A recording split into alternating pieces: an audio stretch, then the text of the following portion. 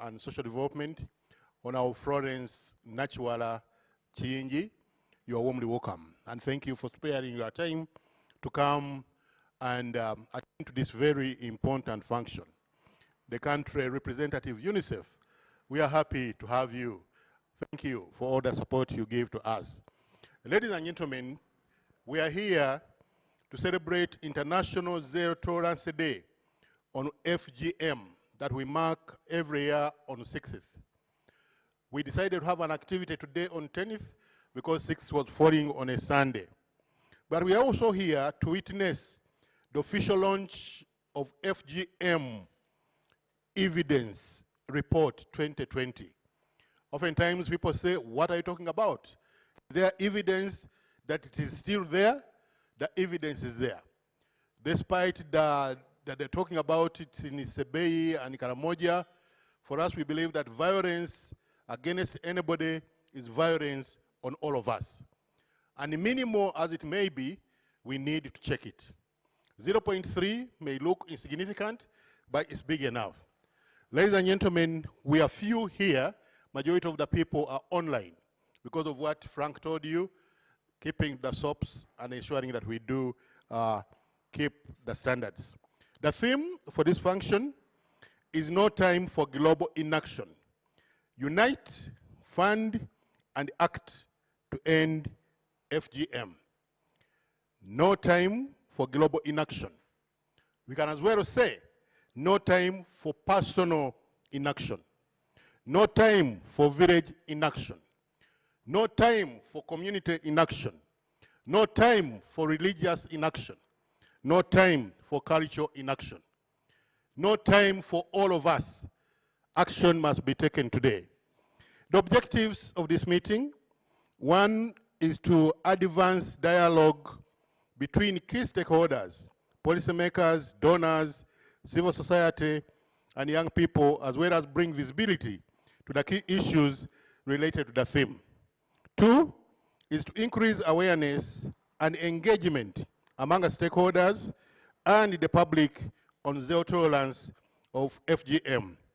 Three is to launch and disseminate the FGM report on evidence, progress on elimination of FGM, and highlighting areas of persistent challenge in Uganda. And the fourth is to mobilize stakeholders for action and commitment towards the achievement of elimination of FGM in Uganda. Those are the reasons we are here. And we are sure we should be able to meet all of them. May I now invite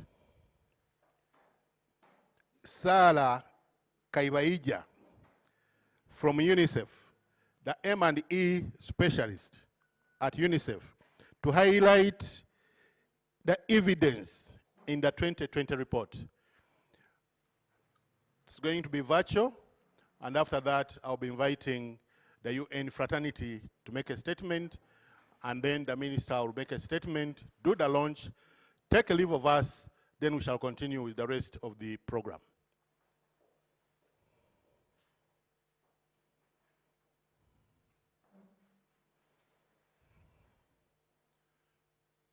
Can we see the machines swing into action? No time for inaction. No time for inaction.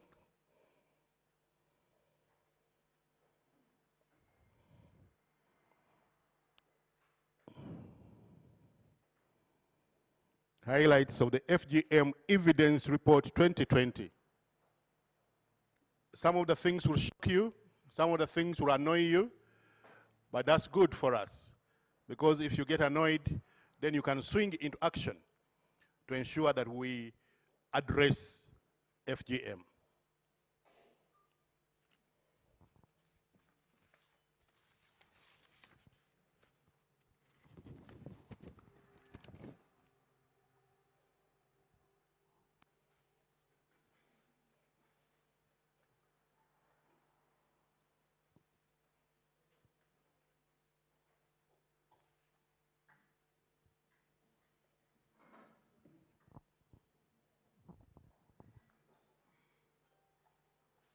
Good morning.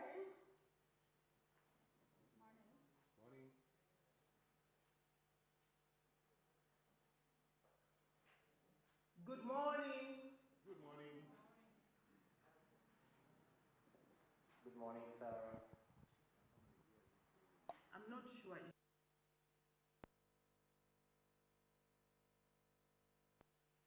Augustine.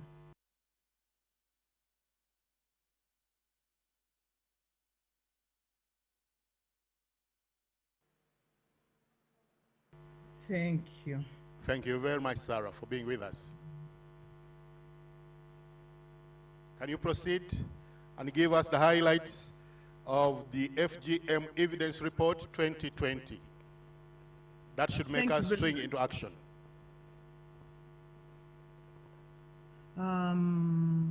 Thank you very much. Give me a second. I'm trying to make sure that I'm on the right slide.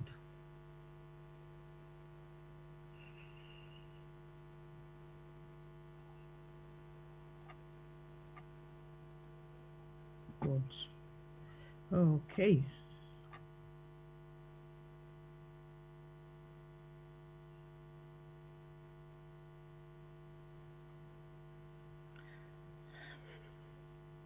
Good morning. I hope you are seeing the first slide now. Thank you very much. All protocol observed. Welcome to everybody. I'm presenting highlights of the study that was taken by UNICEF in collaboration with U-Boats and local governments of Quen and Amudat on evidence on female genital mutilation over 2019 and 2020. We are going to cover a few things. I understand I've got 20 minutes and I will endeavor to fit within those 20 minutes. But I just want you to know that the outline of what we shall be covering is a brief definition of what FGM is, why are we giving attention to zero tolerance for FGM. I will give you a background on the prevalence of FGM in Uganda and the FGM legal framework. And I will then share the objectives of the research that I'm sharing this morning, the methodology or approach of the study, the results from the quantitative interviews, the results from the demographic and health survey analysis, the FGM 2017 findings, and then some recommendations. I hope you are hearing me. Loud and clear, Sarah. Thank you very much. You have before you the definition of what female genital mutilation is, and it refers to all procedures involving partial or total removal of the female external genitalia or other injury to the female genital organs for non-medical reasons. Anything done that is not for medical reasons on the female genitalia is considered to be FGM. Why are we talking about zero tolerance? We have to, because when you do anything that affects women, everybody is affected, because women are part and parcel of the population, and each and every human being has a woman who is part and parcel of their lives. So everybody is affected. As has already been said, whatever affects one of us affects all of us. I want to emphasize that FGM has short and long-term health risks, and that's why we are talking about zero tolerance. The short-term ones include and are not limited to pain, excessive bleeding, swelling, problems with wound healing, and others. Long-term effects are infections and other difficulties and challenges, as you can see there. I want us to note that although some are referred to as short-term, they can be long-term because our bodies react differently to anything that harms them. We are not all the same people, and the impact something has on two different people could be very different, with others you find the impact is short-term, and for the others is long-term. I want to remind us that among the long-term are the psychological and mental health issues that often are not even mentioned. I will not delay. I hope that the report that was produced has been shared with each one of you. So I'm giving you highlights from the 2016 Demographical and Health Survey. At the national level, prevalence of FGM among women aged 15 to 49 is 0.3%. This may look small, but when you consider that this is only happening in Eastern Uganda, and you focus the lens more into those areas where it is happening, you get higher percentages. For example, while you have 0.0% of FGM prevalence among northern and western Uganda women, in Karamoja, the region as a whole, the percentage is 6.4%. While for the combination of Gishu and Sebei regions, the percentage is 2.6%. Even though these are much higher than 0.3%, as you'll find below, they are not reflective of the severity of the problem in the districts and sub-counties where it's happening, because these are regional averages. In line with global trends, these prevalence rates are declining, but they are not declining fast enough. And as I said, they are not as low as they think, as they look. They are much higher when you focus the lens on the areas that are most affected. That is from DHS. And from the 2017 Female Genital Mutilation Survey, which was carried out because we wanted to find out the exact situation in those districts and sub-counties where the practice was happening. On bullet 2, yes? Yes, please. Interject? We have something very urgent. The minister has to go from this meeting. Can I request that you pause it there? We get a statement from the UN. The minister does her work here. Then she's able to take leave of us. Then we shall continue. Thank you. Thank you very much, Sarah. I stopped to share, right? Yeah, stop to share. Then I'll be calling you back shortly. Okay. Thank you very much, and I'm very sorry for that. Interjection is because of the call that has come in, and the minister is required somewhere else where she has to perform an equally very important duty. Could you now allow me to invite the UNICEF country rep, Dr. Muni Safieldin, who is here in his capacity, but also representing the UN fraternity. Can I request you, Doctor, to come and make a statement? Thank you very much.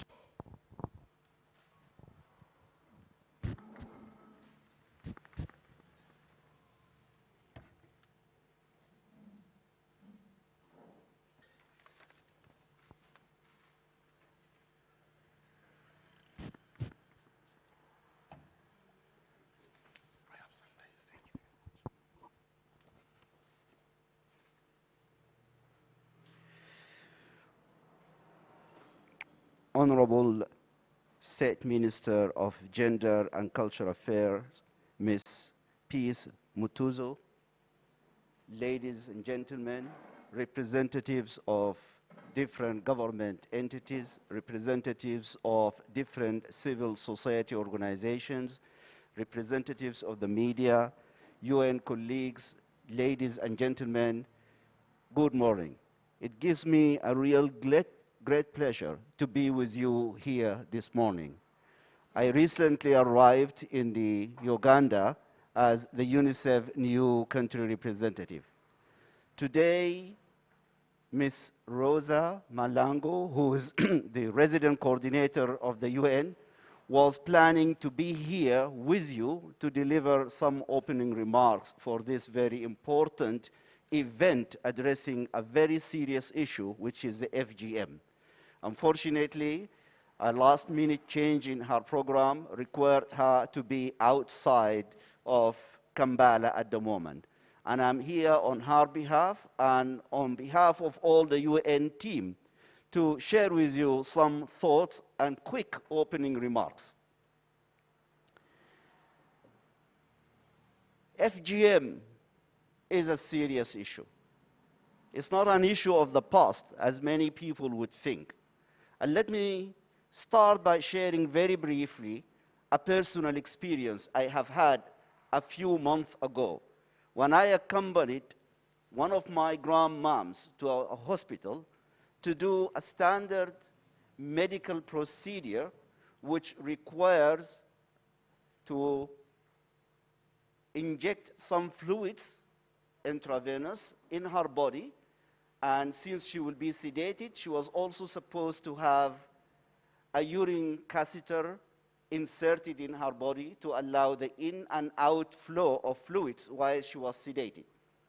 So the operation or the procedure started by one nurse, and then the nurse had to call 2 more nurses, and after 20 minutes, they came out and said to us, it's impossible to insert a urine catheter for her because she was subjected to a terrible kind of FGM when she was a child. So as of today, around 200 million women and girls who are alive today had undergone FGM, a terrible types of cutting of their bodies. It's not an issue of the past. It's a trouble we live today. What is very important is to look at the evidence. Sarah already started talking about the evidence. The speaker before me also spoke about the evidence, and we will have a full presentation of the evidence that is available from recent research in Uganda. But it's very important to take specific messages away from the statistics we have in hand. The statistics clearly tells us some districts like Kapchura in eastern Uganda, the prevalence is more than 50%. The prevalence, the practice of FGM is more than 50%, which means out of each 2 girls, 1 has been subjected to FGM. While in some regions, it's 0. In other districts, it's 0. So when we look at the national prevalence rate of 0.3%, we should not be misled that this problem is not serious. It's very serious. And it is focused, concentrated in certain districts, in certain regions where we have to go aggressive in addressing the problem. But let me also highlight the fact that 1 girl that undergoes FGM is too many, and we cannot afford it. I also want to share another point, which is a common ground, I believe, at least theoretically, between us who are talking about zero tolerance of FGM and the parents, especially the mothers and the grandmothers who are practicing FGM.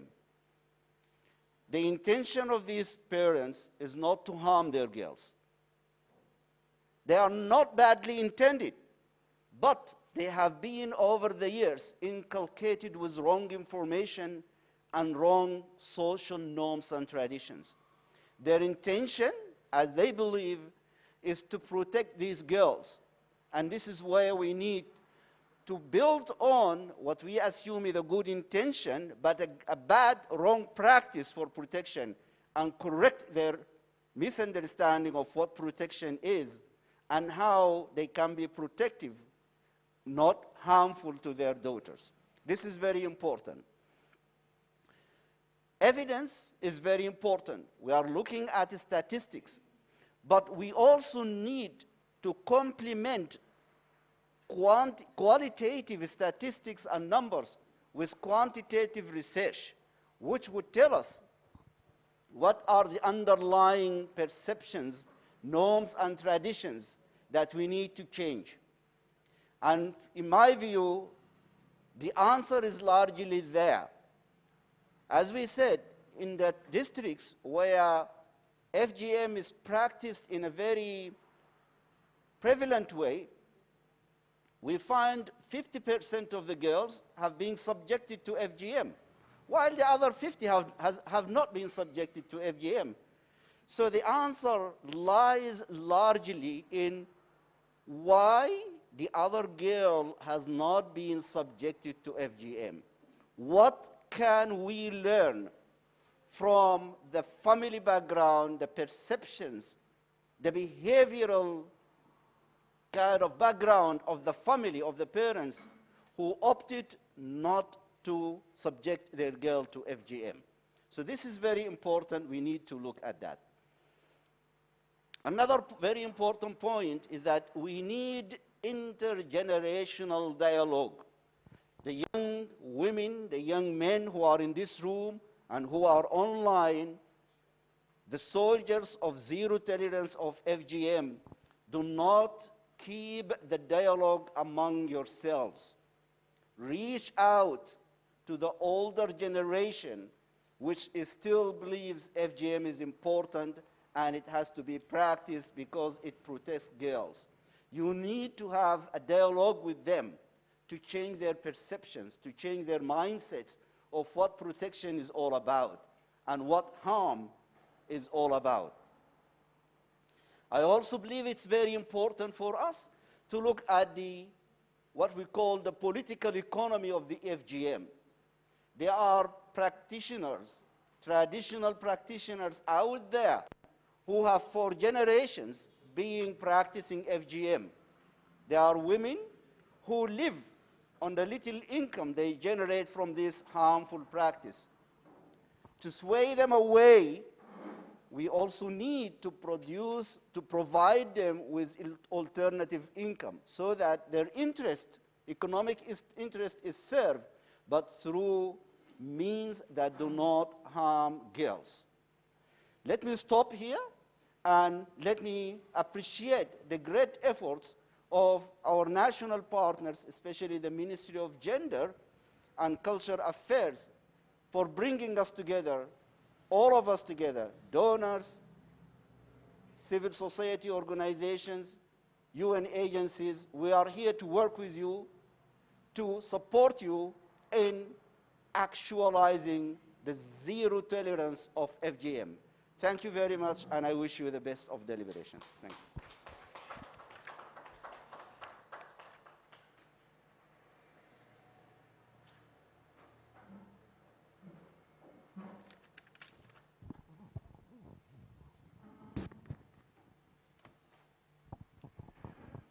For somebody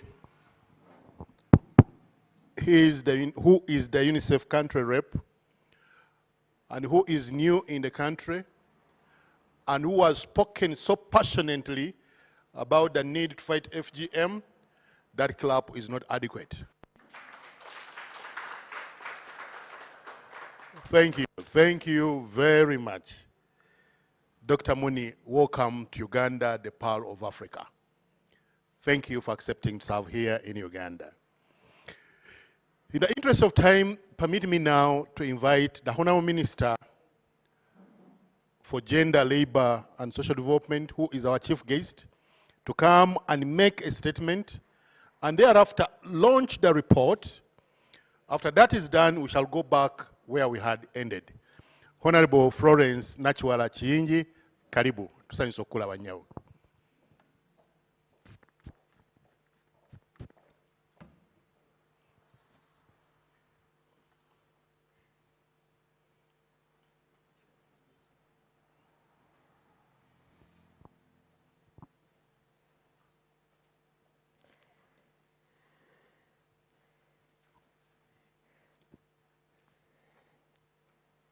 Your Excellency, the United Nations Resident Coordinator, not here.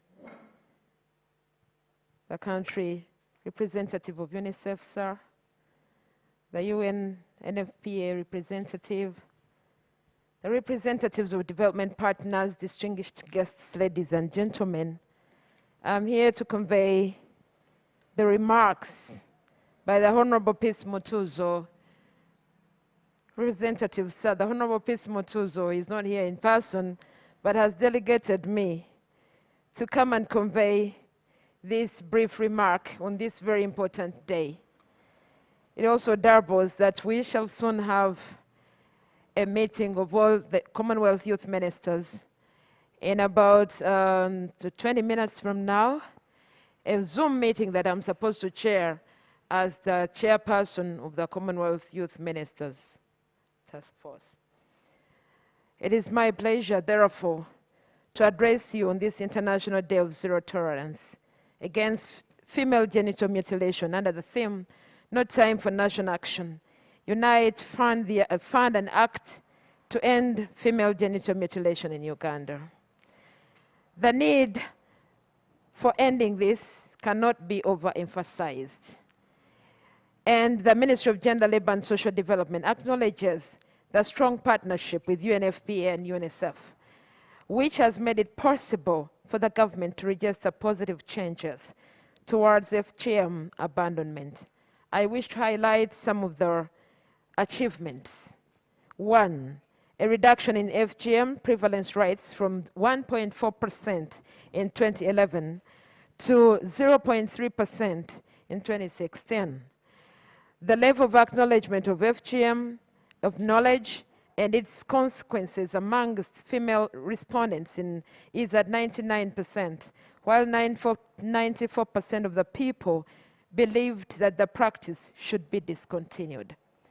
Strong legal and policy framework, in particular the Prohibition of FGM Act 2010, the FGM Regulations 2013, the Domestic Violence Act 2010, and its regulations therefore, the National Policy and Action Plan on Elimination of Gender-Based Violence 2016, the Children's Act as amended 2016, that is Clause 10 in particular, which protects children from violence, harmful practices, particularly from FGM. Then 3, strengthened partnership and coordination for FGM abandonment with ministries, departments, and agencies, as well as local governments and civil society organizations.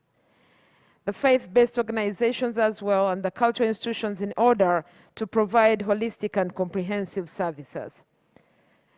There is need for a high-level advocacy efforts and engagements between Kenya, Uganda, and Tanzania for increased national commitment to end FGM. 5, commemoration of the national and international advocacy days, such as the International FGM Zero Tolerance Day, the 16 Days of Activism campaign against GBV, in the local culture days, which include Pokot, Tipeth, and Sibini Culture Days, which have provided a forum for increased sensitization and soliciting for political commitment for FGM abandonment. Then capacity development of duty bearers for the delivery of integrated package for FGM prevention and response services. There is also need for the ministry, through the Uganda Women Entrepreneurship Program, the Social Assistance Grant for Empowerment of the Elderly, the Youth Livelihood Program, which are all meant to support alternative sources of income for the FGM survivors and former cutters and surgeons. According to the Ministry on the 7 FGM practice districts, a total of 516 projects worth 2.1 billion, targeting 5,955 women have benefited from UWEP. A total of 1,281 projects worth 6.5 billion, targeting 15,112 young people, 7,963 of whom are male, and 7,149 are female.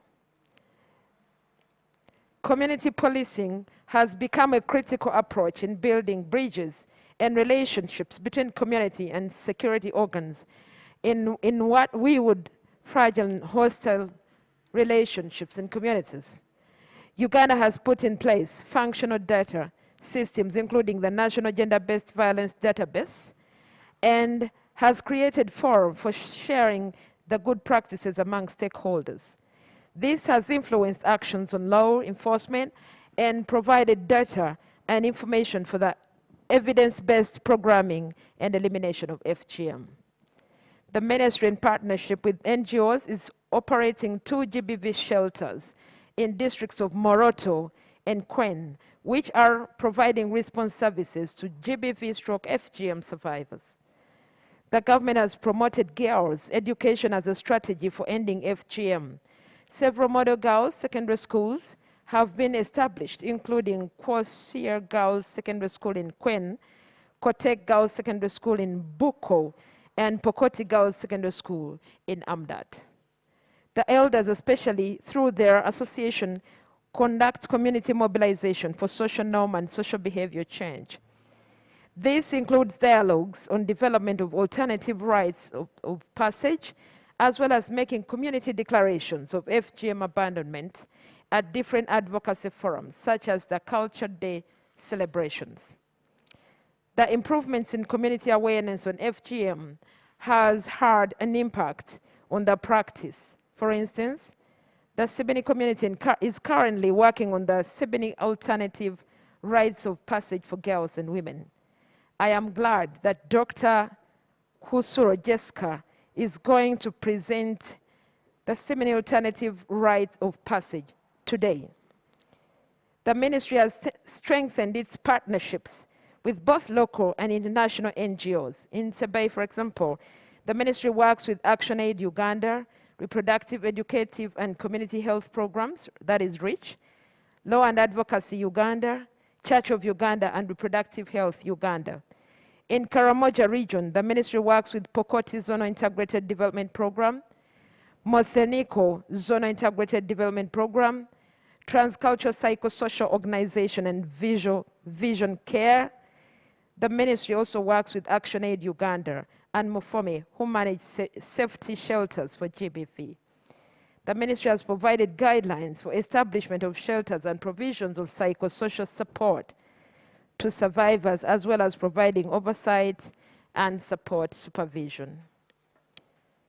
The government, through the ministry, provides for 200 million subvention every financial year to reach under vote number 18 of the Ministry of Gender.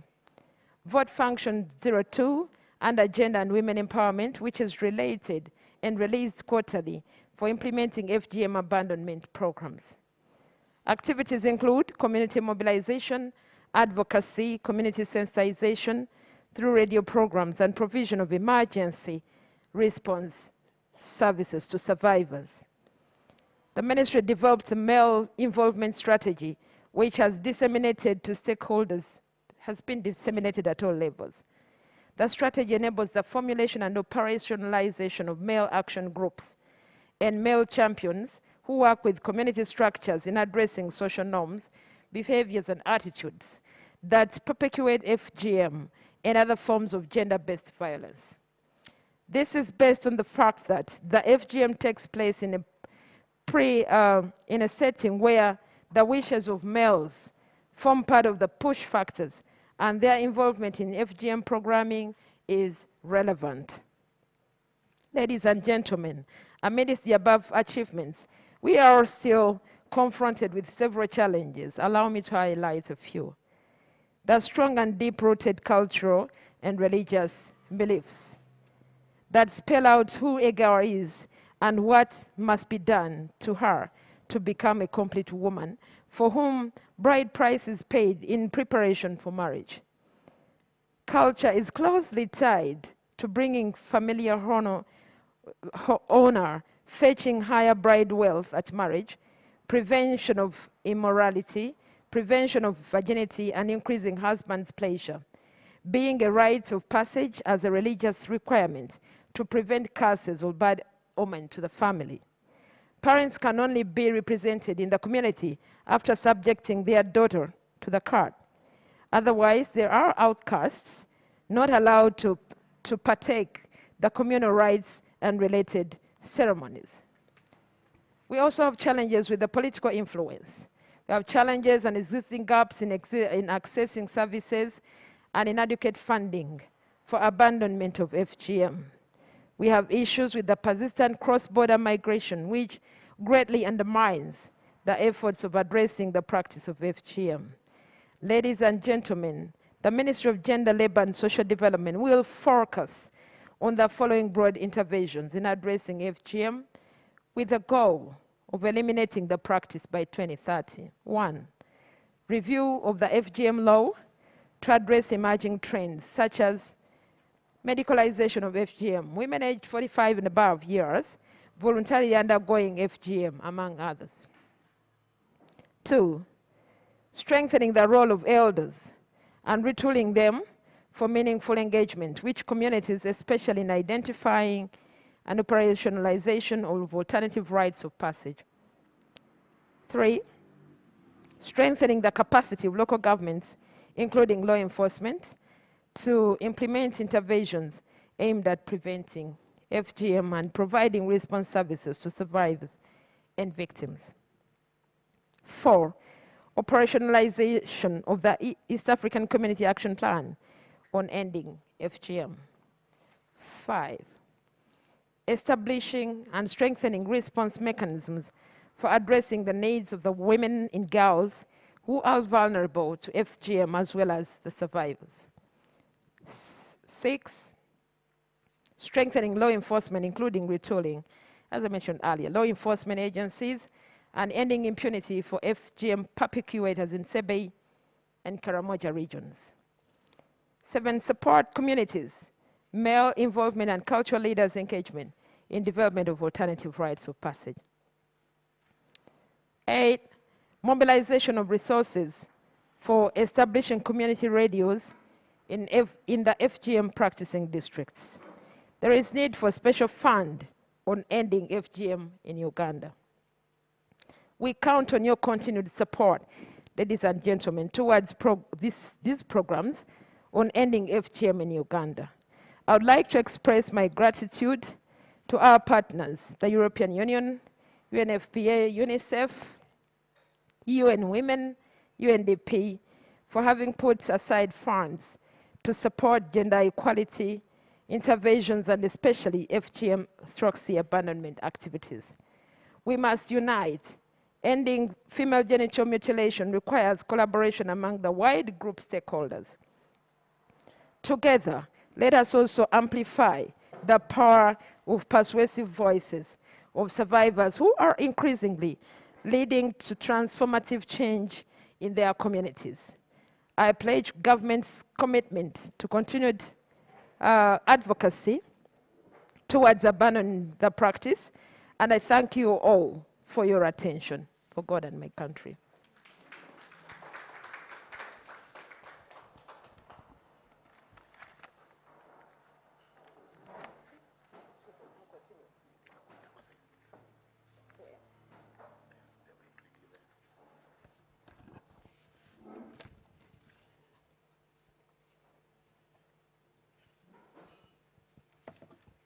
As we proceed, I would humbly request the Assistant Commissioner to stand in for me, Madam, as I proceed to another international engagement. Thank you. Thank you very much, Honourable Minister. Can I invite the UNICEF country representative? Can I invite the Commission agenda? Can I invite a representative from WUBOS to join the Minister in officially launching this report?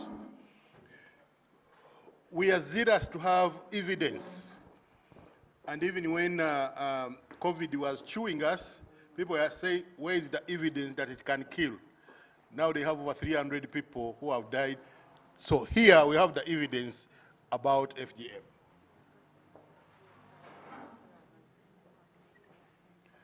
Honourable Member of Parliament, please kindly join in launching.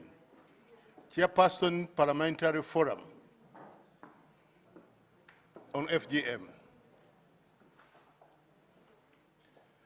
Can I request Mama Bagite that you join in, please, kindly. The Chief of Child Protection, yes.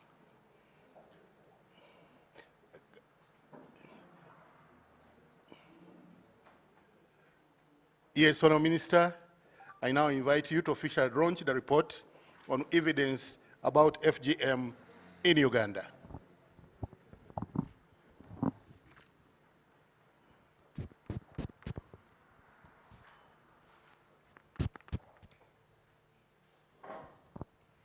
On behalf of the government of the Republic of Uganda, on behalf of our development partners, and more importantly, on behalf of the Ministry of Gender, Labor and Social Development, representing the affected communities, I do hereby launch the report of the female genital mutilation as an evidence-based load from Uganda. So I launch.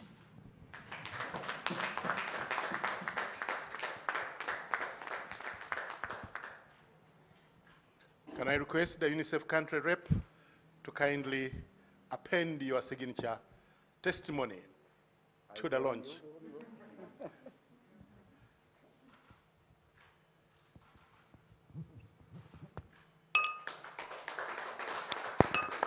Can I request my big brother, Honorable, from the forum, Parliamentary Forum, to please append your signature?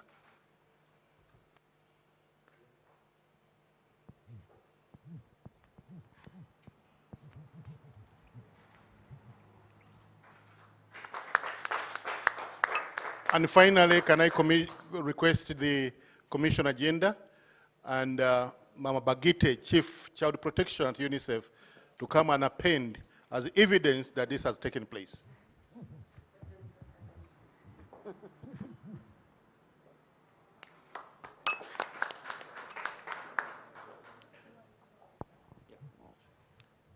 Ubos, where is Ubos?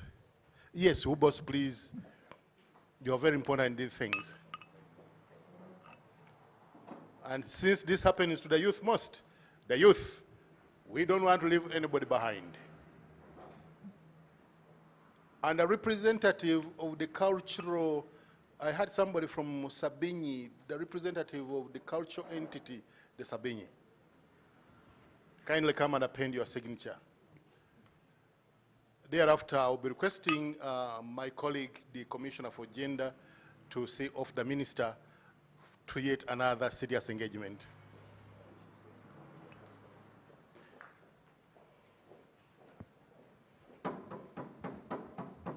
Thank you very much, Honourable Minister, for sparing your time. Thank you very much. We can take our seats.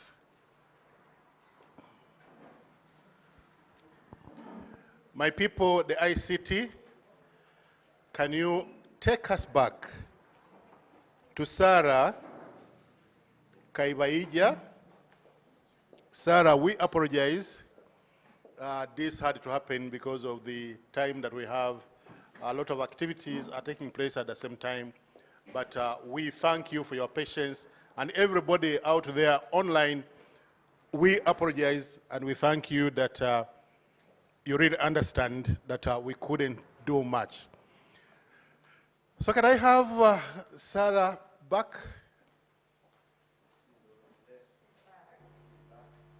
Okay.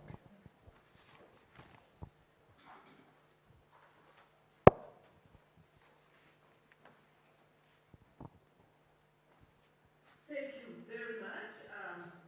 That was beautiful. I was okay with waiting. There's no problem. Thank you very much. Thank you. I just want to remind you a little bit that we had talked about 0.3% for national level from the Demographical and Health Survey, and that the highest regional level estimate was from Karamoja, and it was 6.4.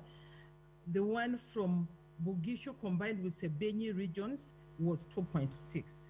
I'm mentioning that because the 2017 FGM survey focused in on those areas where the proportions and prevalence of women that have been exposed to FGM was highest. What do we get when we focus the lens on those areas? We covered 6 districts. As you know, we are now talking about 7 because of the dividing of an additional district, but at that time in 2017, it was 6. It's area, and we covered women aged 15 to 49. For the national, The average for the 6 districts was 26.6%, meaning about 3 out of 10 girls in these regions of Karamoja and Sebei were or had been exposed to FGM. But at district level, we want to highlight, because we want to emphasize on the variation, it ranged from 13% in Kapchorwa to 52% in Moroto district. This survey on those sub-counties where FGM was being practiced in 2017. Therefore, for Moroto, only 2 sub-counties were covered, Katkekile and Tapak. Nakapriti, for the survey, only 1 sub-county, Moruita, was covered, because the other sub-counties were not practicing FGM. It is this nature of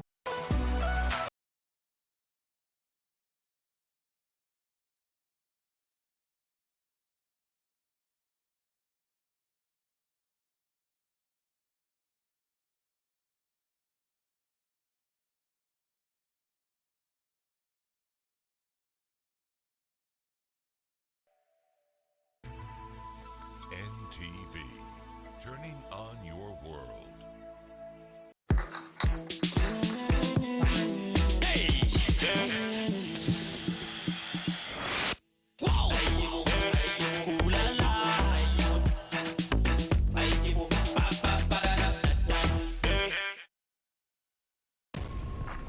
Want a kick-ass game? Have a good night's sleep. Get brand new Always Dreams with a wider bag and leak guard channels that lock liquid no matter how you move. A good night's rest, a kick-ass game. Get the KFC Streetwise 2 at 30% off. Only pay 10,850 Uganda shillings. Order Glovo. We deliver in minutes. Introducing new Ariel, improved to give Ugandans more foam. Ariel removes tough stains better in 1 wash. 3 Ariel 37 grams now available for 1,000 shillings only.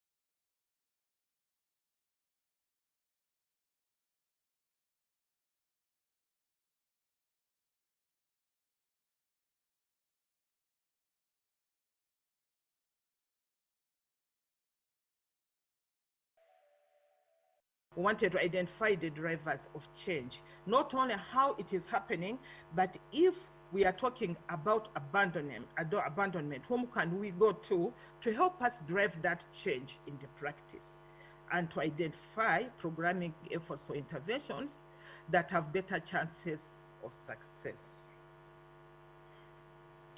We used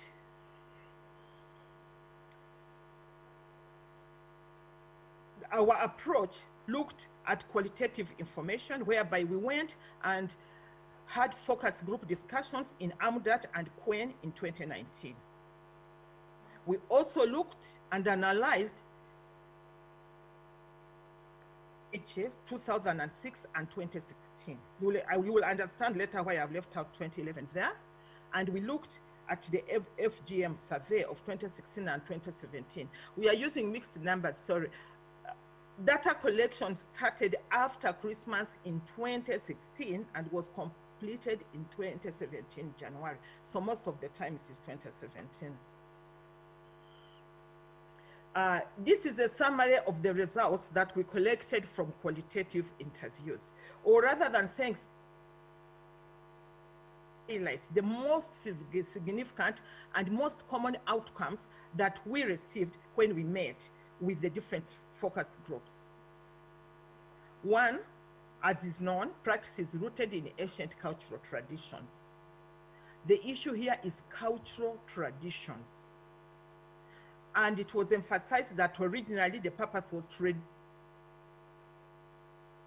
sexual desire and improve women's well-being so they don't burn in the absence of their male partners when they would have gone out for a long time for cattle rustling or for hunting or for whatever other men's business. It was emphasized that men would be out for many months on end and the women would be alone.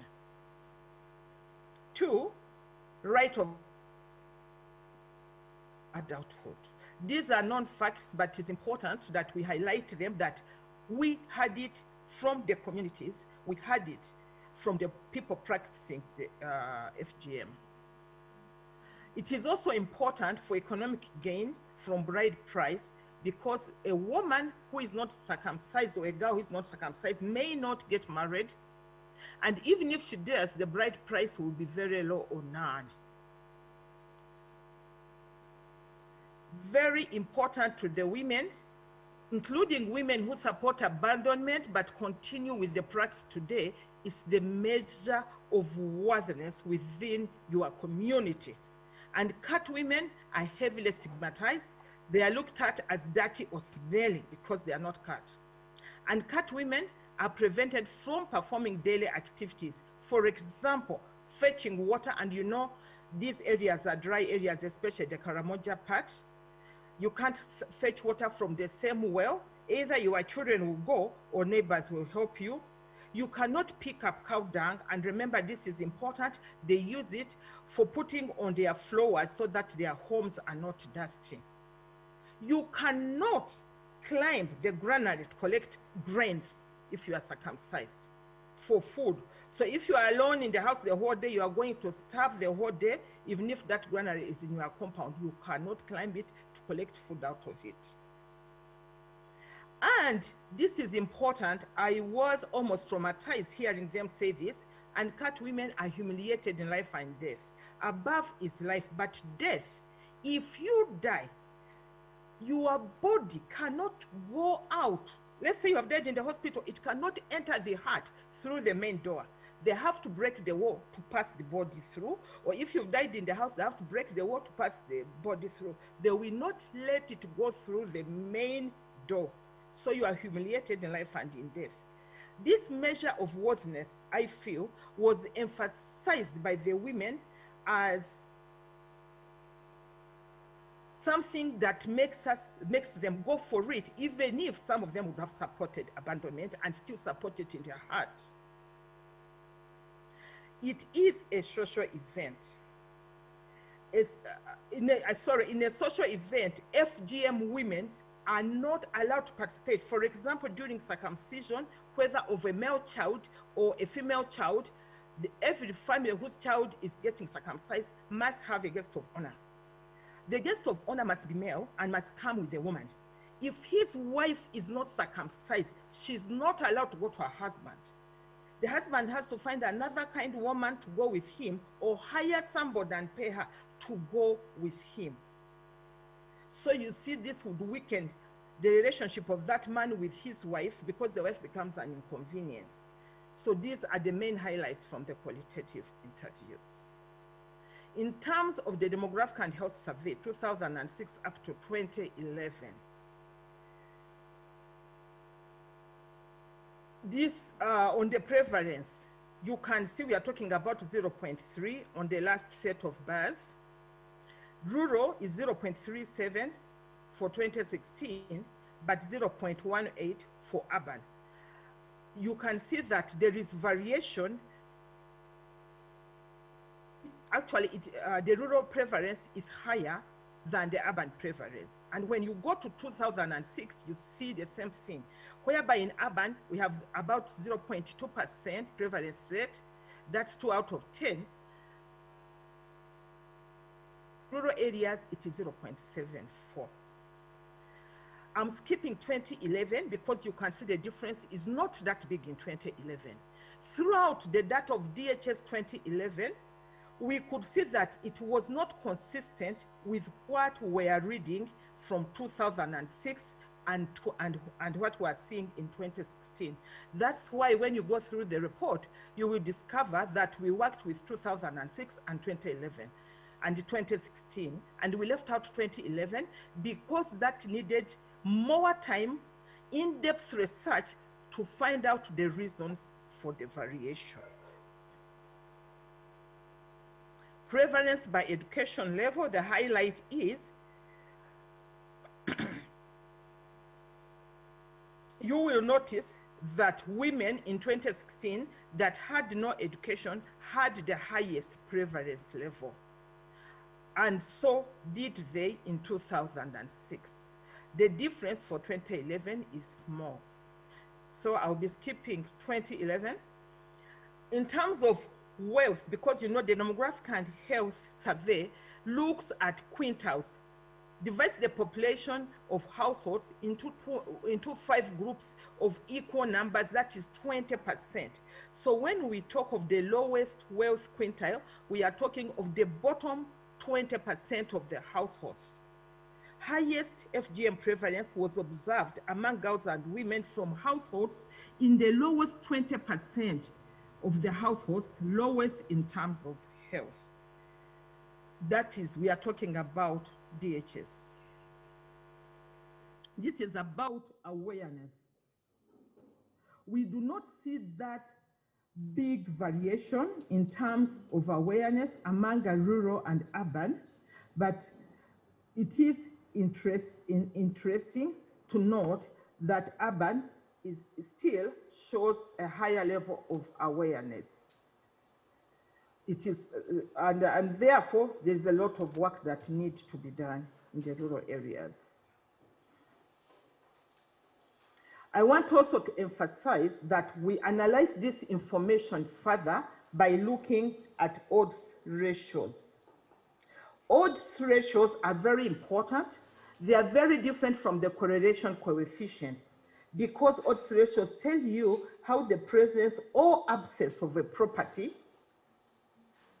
has an effect on the presence or absence of another property. Since we are looking at individual girls and women aged 15 to 49, and at different variables concerning them, odds ratios were the right approach because we are looking at association by effect.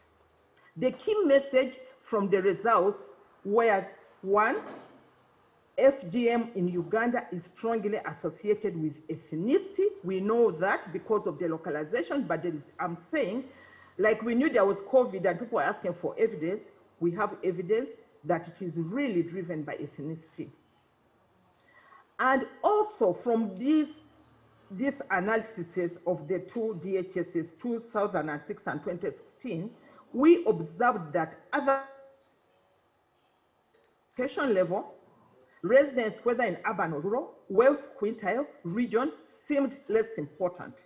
Yes, we have noticed that rural women have higher levels of prevalence of FGM, but in terms of statistical significance, we are saying these factors appeared.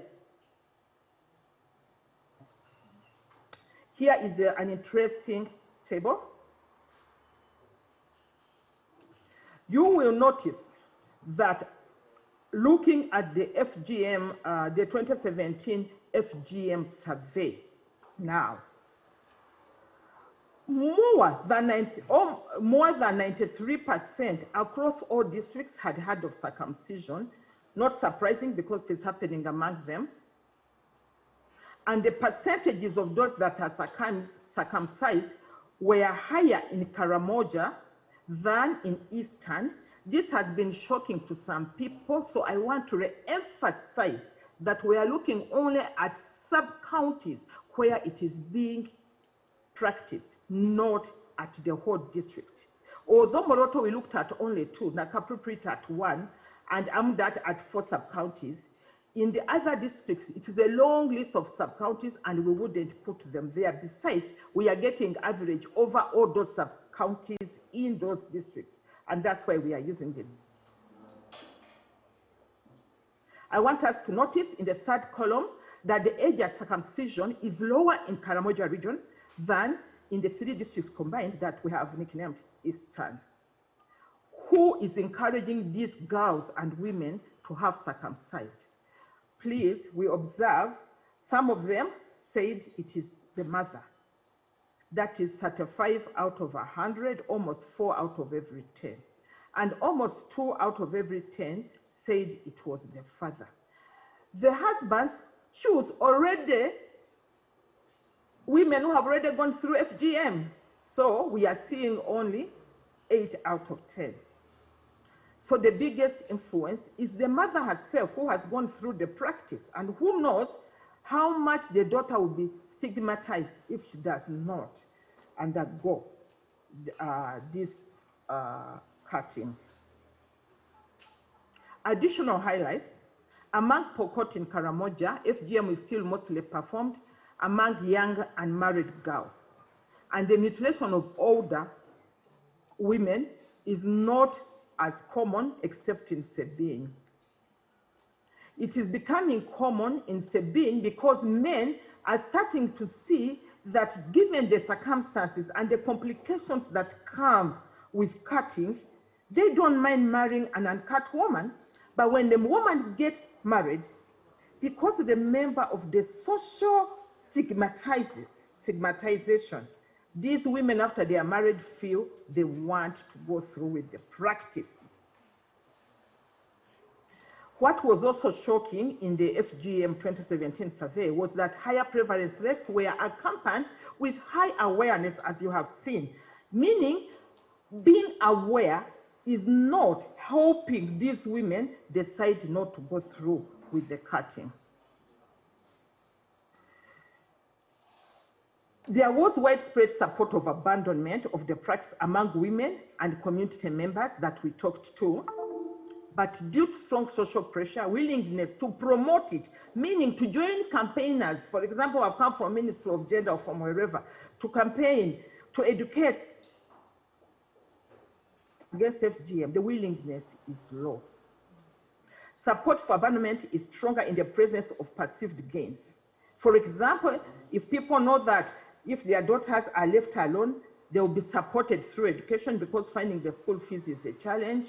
If government will invest more in the region, for example, as the minister mentioned, by providing funding for programs that help with livelihood, there would be increased practice of the willingness to abandon.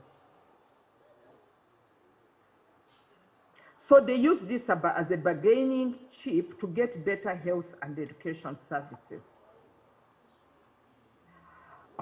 This data is a small sample of what is in the 2017 report, but we want to note, in the first column, we are talking about what proportion of women would encourage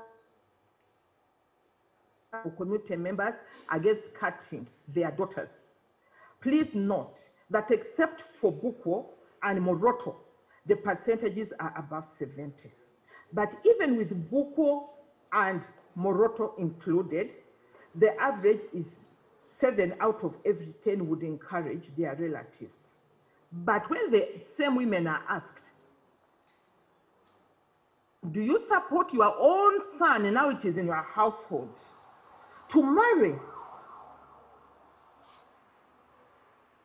only a cut girl?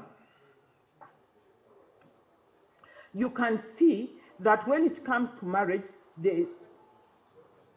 this question is supposed to be to marry only a cut girl. You see that it is 4%. It is only 4%. The challenge we see is the conflict between personal held opinions and actual practice. What is happening today? We know that the legal framework has been strengthened. Abandonment of FGM. We want to note, we found out in the field that has pushed the practice underground. FGM is still happening in secret, mostly at night, in the mountains and valleys of these places. But another very sad situation we found is medicalization. Among Sabini older women, especially during childbirth, because they are sensitive about being shamed due to their status as uncut women, many of them ask the traditional birth attendant or the nurse in a health facility where they give birth to please cut them. without even the knowledge, because we talked to men as well. We also noticed that male circumcision is a main driver of this female practice today. Because as I've said, uncut women cannot participate in it. Even if your husband is chosen as a guest of honor, you cannot go with him. So the drivers of change, we would think, that are in place are the anti-FGM legal framework. Religion, we talked in the focus group discussion to religious leaders across all denominations. They were supporting abandonment and trying to encourage their parishioners, their members, to take advantage of opportunities and other opportunities that could keep them busy and away from harm. Schooling has also come out as a strong driver of change. And that has implications in terms of our interventions. Apart from talking to them and educating them, what else can we do? The only challenge we found on schooling was that during holiday time, when the girls would return home, the women told us, some of the young women, that they were cut during holiday time. And then they don't allow you to go back to school, they force you to get married. Of the ladies insisted they got cut on their own because of peer pressure and because of knowing the social acceptability of FGM.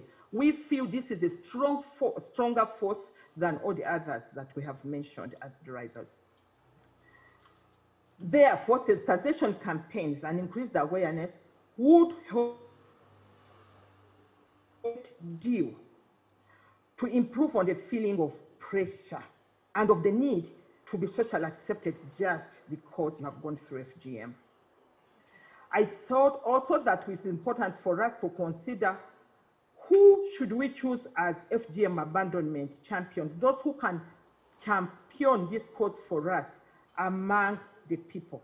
We know that for sub-counties that have abandoned FGM, whose cutters have been given alternative livelihoods, cutters have been helpful in championing abandonment.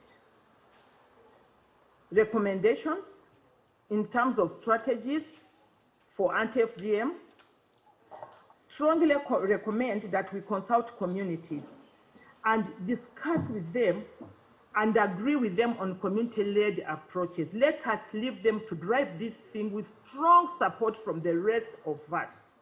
FGM is not a private matter, it involves the whole community, so convincing one person or 10 people or 20 people is not sufficient because the community is much larger than that. We have to engage cutters and link them to existing livelihood programs. Some of them, I remember 2 of them in different sub-counties told us, we were cut, we have struggled with childbirth, we are always getting cesarean because we have lost elasticity and our children cannot be born normally, but we continue to cut because it is the only livelihood we have. I wouldn't want my daughters to be cut and I will not cut them, they said.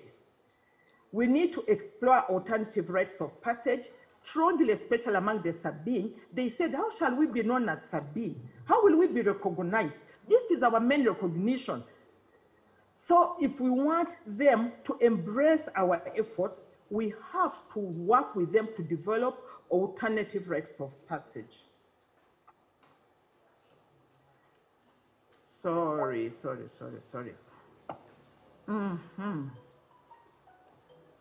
Previous. I'm going back, sorry, I touched it. I'm finishing Master of Ceremony. Please, thank you. Yeah.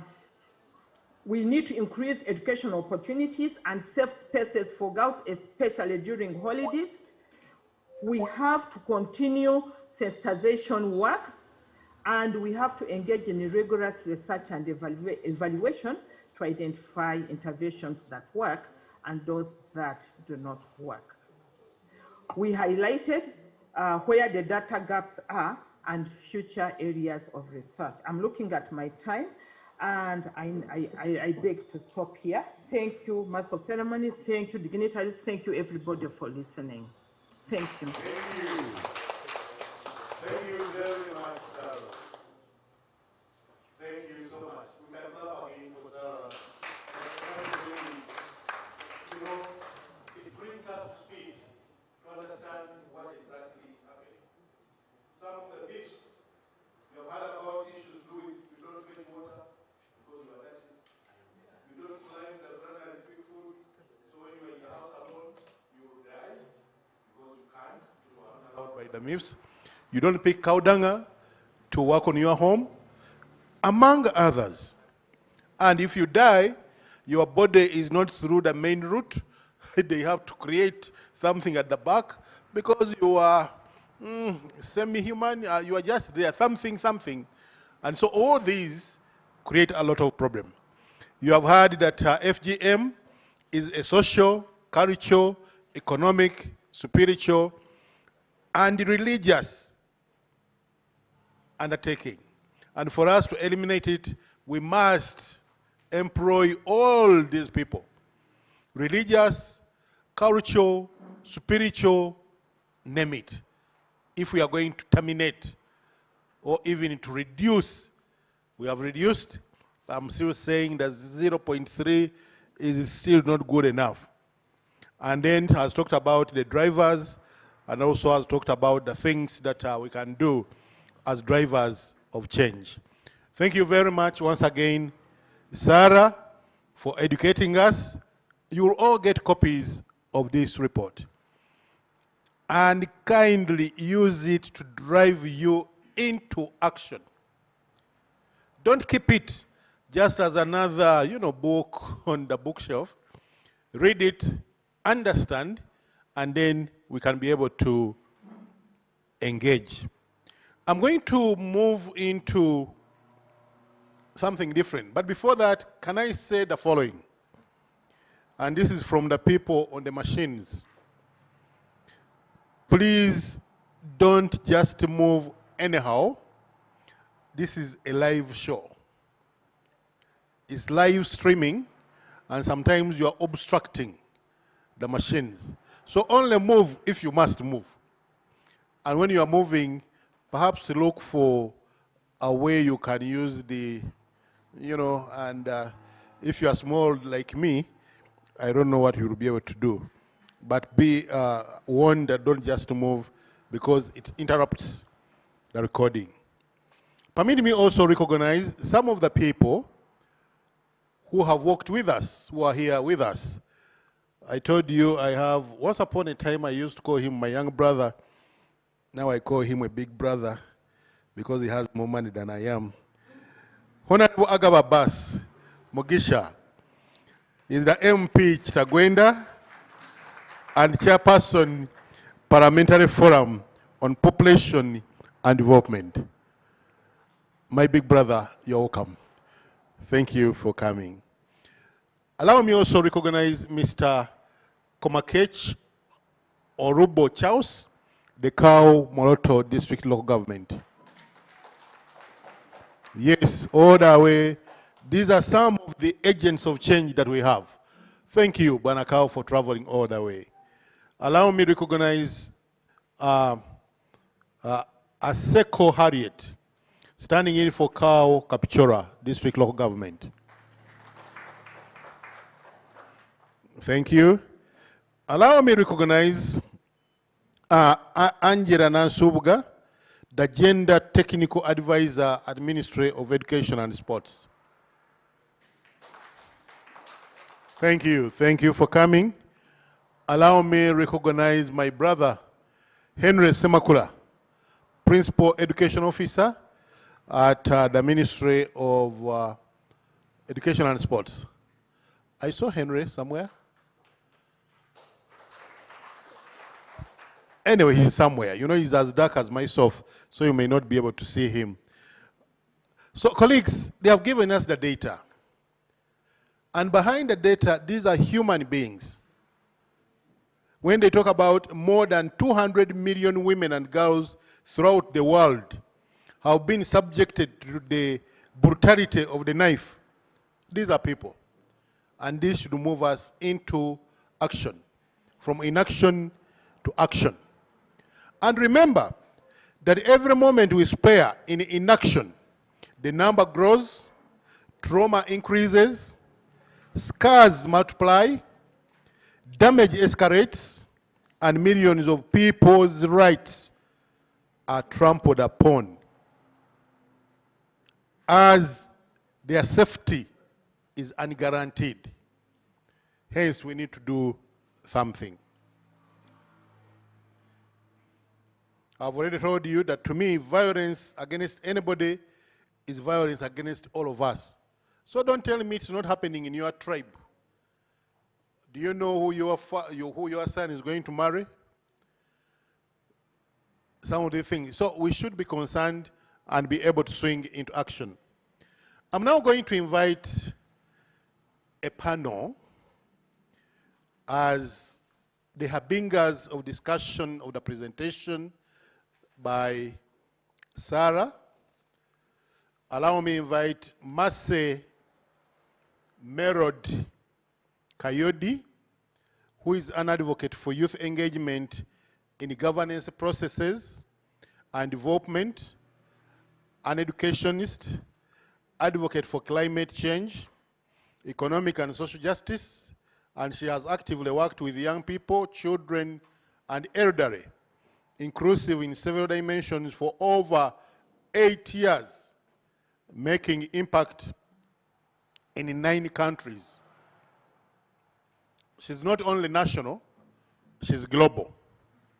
She has worked from the grassroots, worked with government, civil society, refugee communities, slums, private sector, supported the World Bank as a blogger for development winner 2017, and the UN in Uganda in several activities, with most recently being part of the cooperation framework formulation and the 1 million youth SDG solutions as a member of the Youth Coalition on SDGs. Her advocacy and strategic guidance to a number of young people's initiatives has seen hundreds and thousands of young people brought together to support one another to cause desired change for development. With the FGM in particular, she has visited areas of Karamoja and Pokot and interacted with victims, heard their stories, shared with local authorities and other actors to get the real picture of the situation on ground. Her CV is 10 pages, but that will do as a snapshot for you to understand, and permit me and join me in welcoming Mase Merod Kayode. Thank you.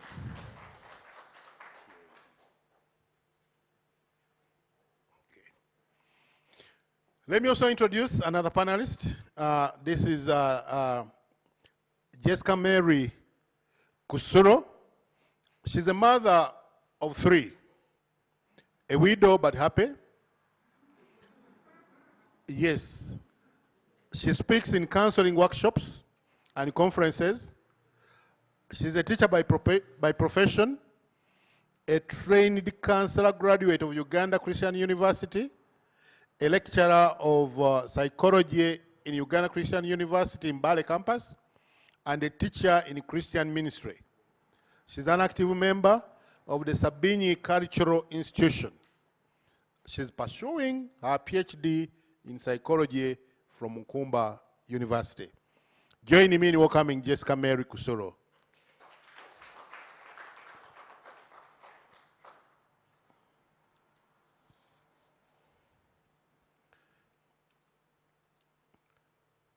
These are just part of the people who are going to discuss the paper by Sarah, and I will be just giving a few questions and then they will be able to tell us the story.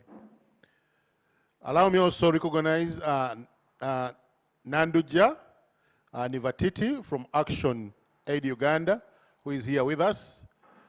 Thank you for being with us. Permit me to also recognize Mr. Mugawe Rashida,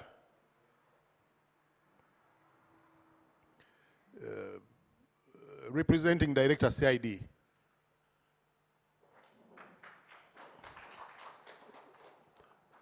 If we have some criminal elements, she has not come for that.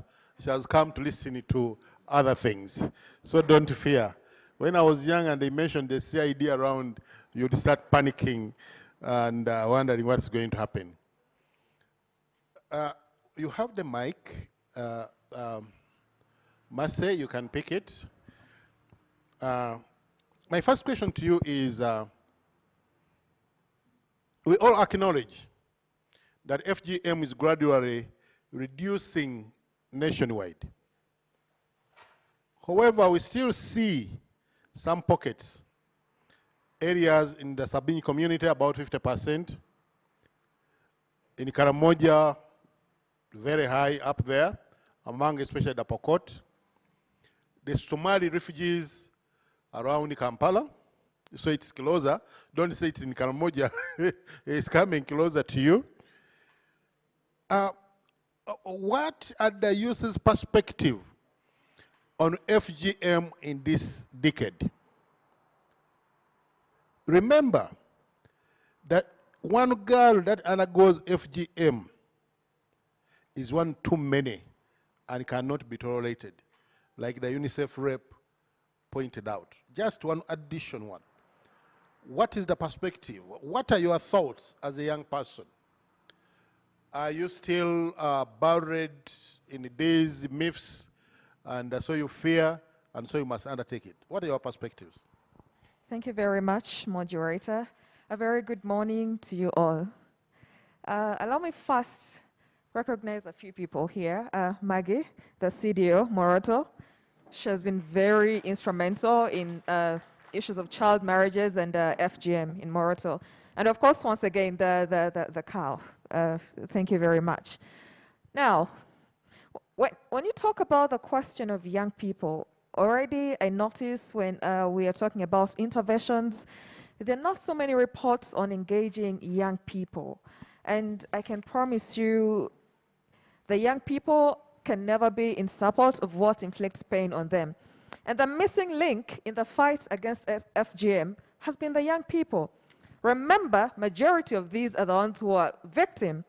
Then how do you think an elderly is going to convince a young person to stop the practice? The best way to end the act is engaging young people, empower the victims themselves so they can fight. And in some of my recommendations that I already made earlier was, can we, number one, have safe spaces? Because when I visited Kalas Girls Primary School, that was in September in Amudat district, we noticed that at the beginning of the fully blown lockdown, there were 30 girls in the facility. But then as time went on, they were reduced to 21. When I tried to interrogate and ask around, the sister there had to share and say, some of these girls run away from the facility simply because they feel they're too old to live within a primary school, okay? Some of them are threatened by their parents. The parents come by the school gates and they pose threats on them. The only thing to do is go back home. Or some of them end up escaping, and when they escape because the instability in mind, they're still in that space of should I do it, should I not do it, they disappear and go straight away to Kenya. So at the end of the day, having our parents and just other actors having to be empowered in the fight against FGM is not enough. If we identify activities where both boys and girls are brought together, I already suggested activities like sports, performing arts, because I know of a team in Amudat district, a group of young girls and boys who are engaged in performing arts, and they use performing arts to spread the message. They use drama to spread the message. They manufacture their own honey and accessories, sellouts to make money. So at the end of the day, according to a young person like me, I imagine such areas are disturbed by issues of inequality, where boys are left on their own, girls are left on their own to think. But then at the end of the day, if we put these boys and girls together, okay, to discuss issues concerning them, so they grow up understanding how does a woman feel, how does a girl feel when she's cut, and a man will also have to share, or a young boy will also have to share, how do they feel about it? And after the discussion, they come to a consensus, and that's the best way we can ensure that we, as young people, we each have our backs and fight against the heinous act. Thank you very much. Thank you, thank you. Sarah, in her, some of the drivers of change, she talks about going to school. That if we take these girls to school, it's likely to be one of the solutions to, making them avoid it. Exactly. But I hear that now, if anything happens, when they go back, still they'll be isolated. Do you believe that schooling can be, one of the drivers of change? Yes, of course.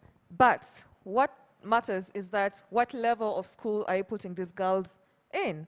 Because the question is, if a girl is as old as I am, you wouldn't take me to a primary school environment and think I will stay there.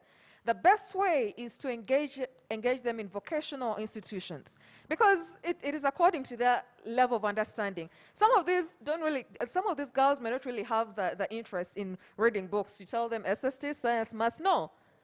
Identify an activity, say tailoring, soap making. At least I've seen that Maggie can attest. There's a group of girls at the Radio Maria side in Moroto that are doing soap, they are doing art and craft. So at the end of the day, don't expect a girl of 15 years plus to be taken to a primary school. Primary school levels are also there. But then for such older girls, identify vocational institutes, things that they can be trained on, stay for a short while, get empowered, and go out there and cause a change. Thank you very much. Thank you, Mercy. Just one last one. What then do you think should be the role of men, especially young men, in contributing towards having this practice as part of history? You see, already according to Sarah's report, it's the men's state that is actually a big influence in these women being cut, because the men don't want to be with a woman that is not cut. And every woman, in my thinking, would want to have a husband. So at the end of the day, because a woman is in fear that if I don't get cut, I'm not going to get married. And of course, they've grown up knowing just their environment. They can't think of an environment outside their place. Then somehow, the men have a huge role. The best way is to engage them in discussions, in dialogues, help them understand the effect. If they say a woman that has been cut loses elasticity and can't give birth, that simply means your wife will die giving birth or your own child will die, okay? Again, it simply means your own sister could die. And when your sister dies, imagine, these fingers are not the same. You could find the sister is a breadwinner. Maybe she's a smart one in the family. You lose your sister, you're going to die of poverty. Sit down and relax, okay? Thank you, Mercy. I'll be coming back to you. Let me get to Dr. Jessica. Dr. Jessica, can you share with us what Sabine community leaders are proposing to change the cultural norms, the values, the practices in order to abandon female genital mutilation? I've said in the beginning that the FGM seems to be a social, cultural, economic. We were up in arms the other day, a number of years ago, when these people, the surgeons, said, if you tell us to stop FGM, give us an alternative source of income. So to them, whoever is cut, they are paid money. Is that correct? And so they were looking at it from that perspective. Okay, if I get out of this, do you pay me a living? So tell us, share with us, what are these people thinking, the cultural leaders especially, in as far as the norms, values, and practices to abandon FGM are concerned? Jessica. Yes, thank you so much. And you share a name with my mom, so I will talk with a lot of respect. You're welcome. I want to observe protocol, and I also want to recognize my home. Hello, Harriet. Yes, please. She's quite active at home there, and since she came to office, we are seeing the impacts. I want to say that the Sabine leaders or elders, the cultural institution which I belong to as part of the elders of the Sabine, are wondering what they can do to capture the young to accept change. And so they are of the view that there should be dialogue, there should be attitude change, change of norms, because they realize the social structure, Sabine social structure, is in such a way that power and authority is centered on the men and the elders. So they feel they should get out of that position of using their authority to assert norms which no longer benefit society, and use it with attitude change to bring positive change. So the elders, like of late, 2019 and 2020, are surprised that the young parents, you find a young parent of 25 years having an adolescent of 12 years. Young mothers, 25 years, 26 years, they're having adolescents of 15 years, 13 years. They are parents, but they are still childish in behavior and decision making. So the factors that originally were driving FGM, like the fidelity and things tied to resources, though they still count in some areas, but there are now some new driving factors, like these young parents who are in those areas where they didn't go to school, they don't have areas of earning a living. They find it very easy to earn a living from this practice. When they go, they are given chicken, they claim they are tutors, circumcision tutors. I interviewed some of them, the surgeons, the tutors. I found especially the male.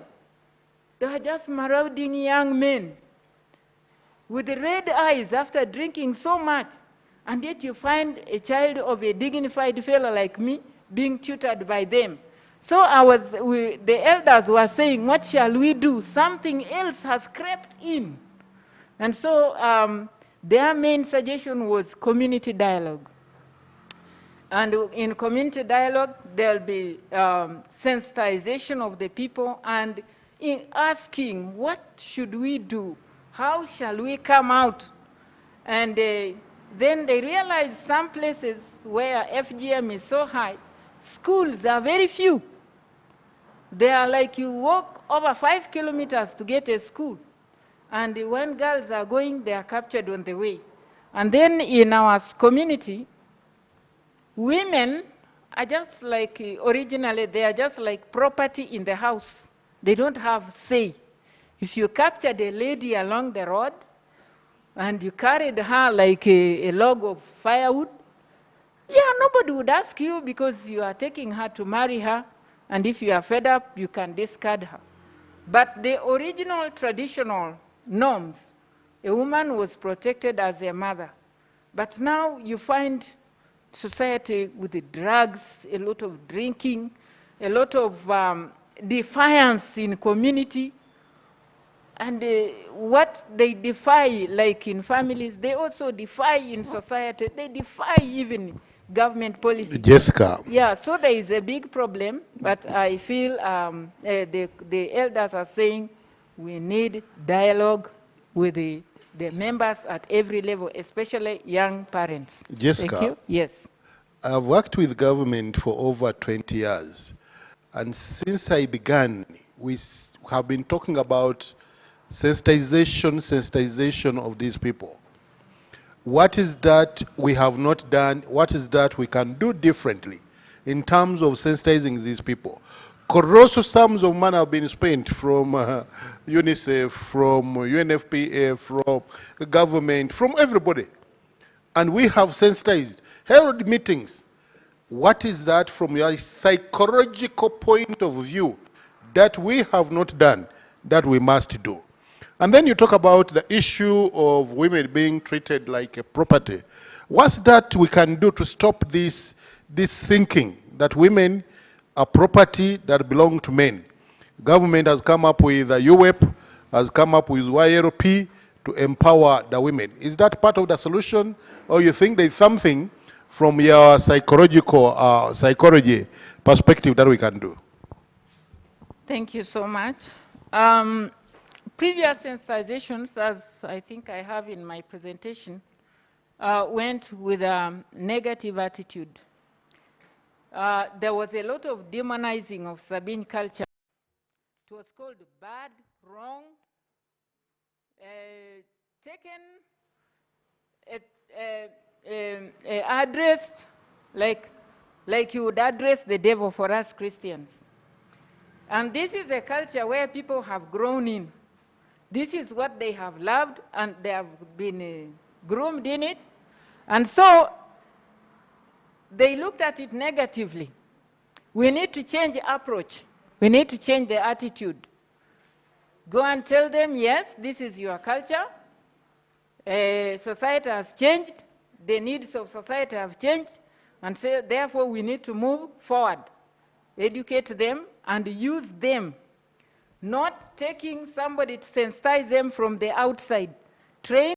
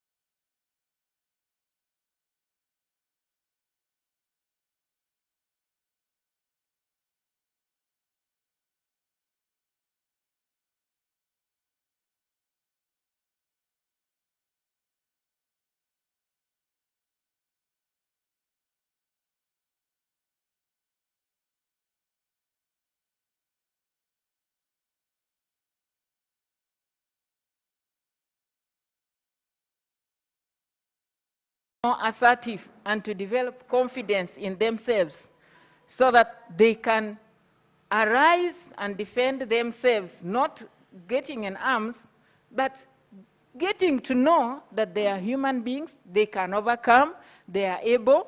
And then I feel also the youths, the young men need to be informed or sensitized that the ladies are just like part of them. Like what I'm seeing, the trend coming today.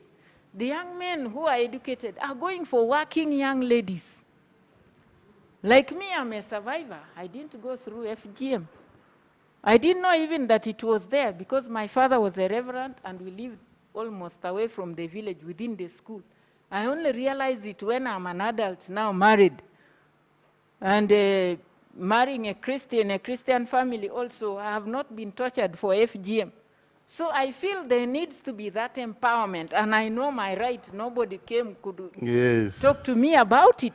So thank you, Jessica. Now I understand yes. why you are an active member of the Sabini Cultural Institution. Yes. You decided that you go to them, you live with them, yes. you eat with them, you understand them, yes. and you change them from within. Yes, exactly. Having appreciated them and glorified what they are doing. Yes. Now tell me one thing before I go to the audience. The audience is burning with a few questions before we end this program. Yes. Tell me, in your view, what are the key elements of the Sabini alternative rite of passage?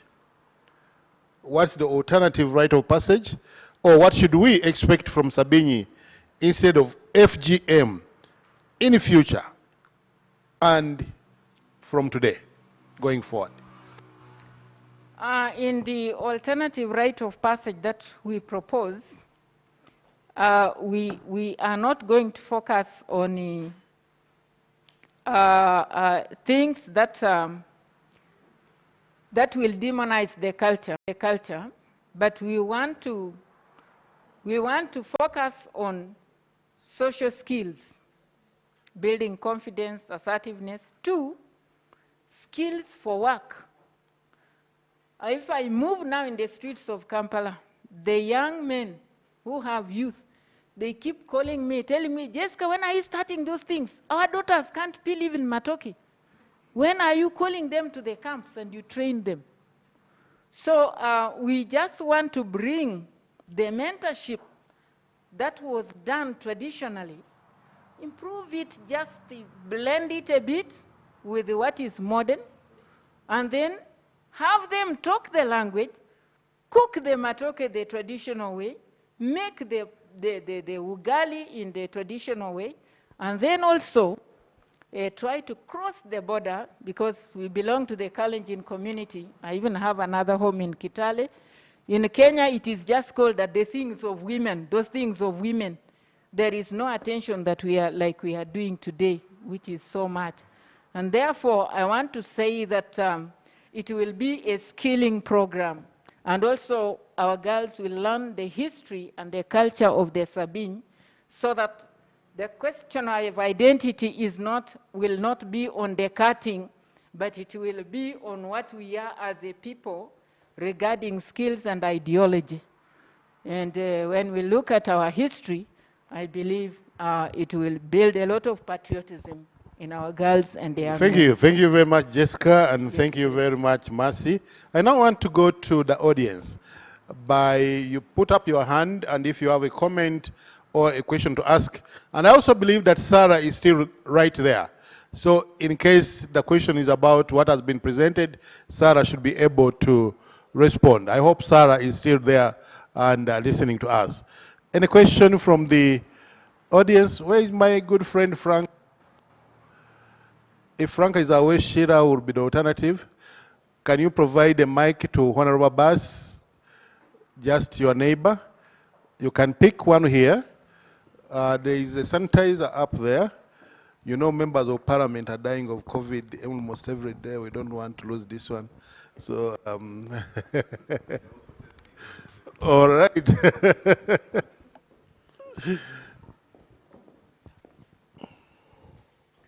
Any question, comment from the audience? And we should be closing in a few minutes from now. All right. Thank you, Mr. Mondo, and thank you for the organizers. I'm happy to have been invited to take part in this discussion. I just want to make some brief comments, which I think can add value. Our forum at Parliament is called the Uganda Parliamentarians Forum on Food Security, Population, and Development. So it's the population sector or side that details us with the FGM and other related issues. I want to congratulate us on the journey walked so far. This is not to feel happy and relax, but to say we have walked some distance. It's been quite long, but yes, we have not yet reached, but currently that we can even sit and talk about FGM without causing chaos, without people reacting that they are attacking their culture is positive. And especially the theme that you have identified, time for action and whatever follows, I think it's high time now we begin asking ourselves individually, what has been my role as a person in the fight against FGM, or in the struggle to reduce FGM as much as possible. I want to guarantee you that in the current setting, you know, we as leaders, and especially members of parliament, there are cultures, or there are some elements that people fear to speak about in their own localities. Because when you go back, it may cause you problems. People may refuse to give you votes. But the members of parliament from the FGM-affected districts, at least I can for certain say they are up to speed, because they are against the practice and they can campaign well, and a number of them have had good retention when they are campaigning. So I think this is partly to recognize the effort we have made, that if leaders at this level can actually stand to fight against the practice, then we are moving fast. As a forum, we have been conducting some parliamentary outreaches in the FGM practicing districts, that other side of the east.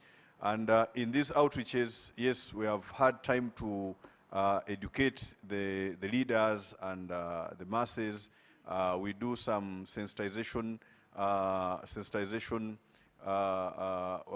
like walks through the district to bring people's out, to cause people's awareness. And I can tell you, we have been soliciting the cooperation of the district leaders, the cultural leaders in those areas, the religious leaders, and the response is good. The response is good. And I think the country can build on this. The country can build on this. The group of friends or the development partners can build on this to widen the effort. We also prepared a motion in this 10th Parliament against FGM, and it was presented by the Honorable Helen Asamo, who is one of our members in the forum. Also not forgetting that the FGM Act was passed in 2010, and all we need is now efforts to have it implemented.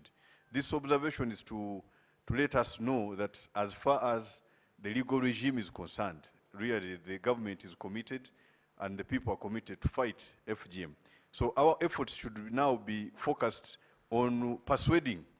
And here I'm taking note that Sarah's observations, I think, as they are depicted in the report, are accurate.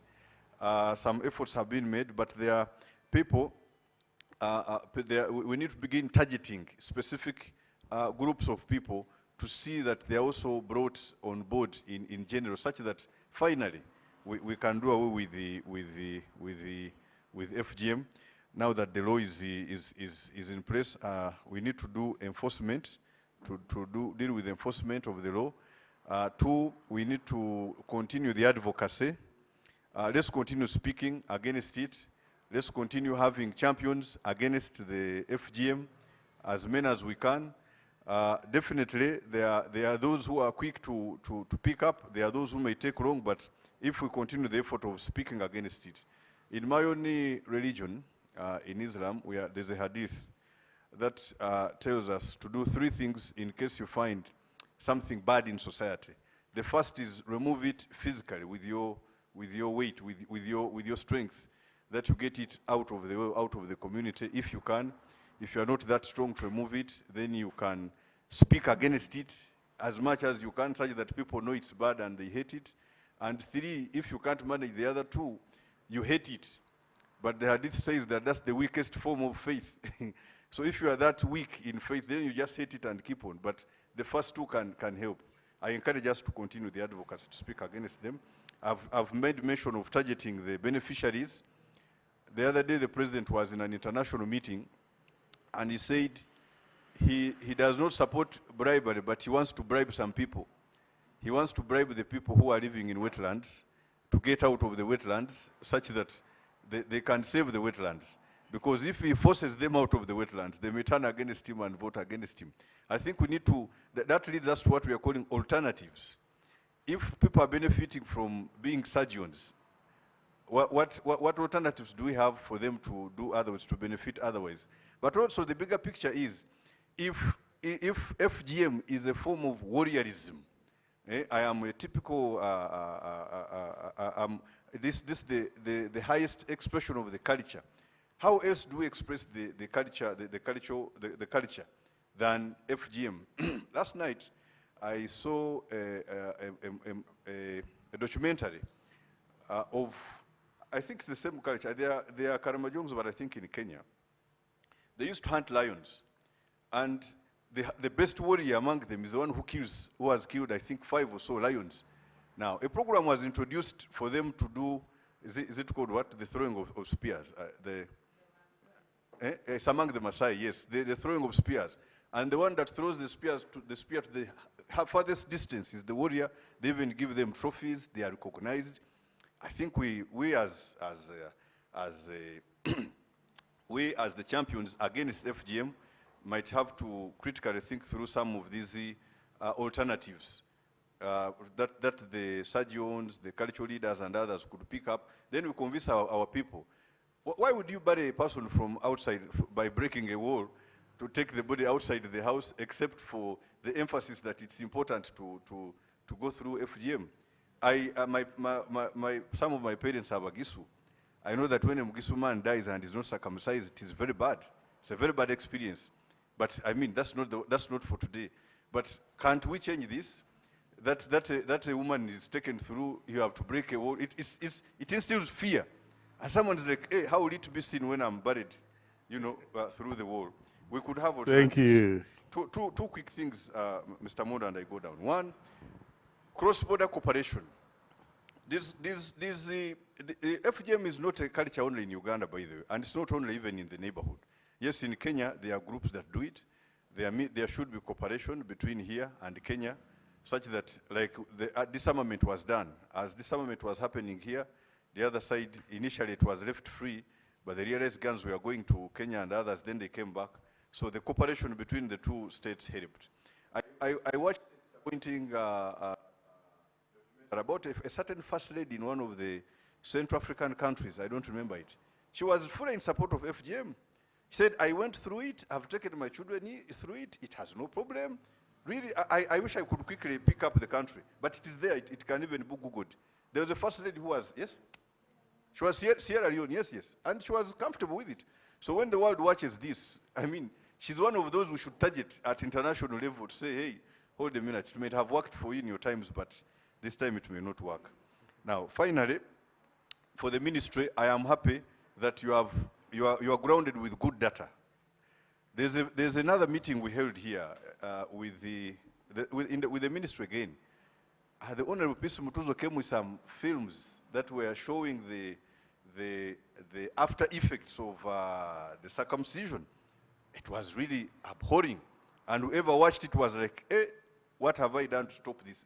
It was so bad that it really stigmatized almost all of us who watched it. I'm happy that the ministry has this record of this information. What we need to do is to use it to communicate properly, and also use it for advocacy against the practice. Just carefully that recently the ministry had another problem. It almost fell into trouble. As we are fighting FGM, it ended up also affecting some other communities.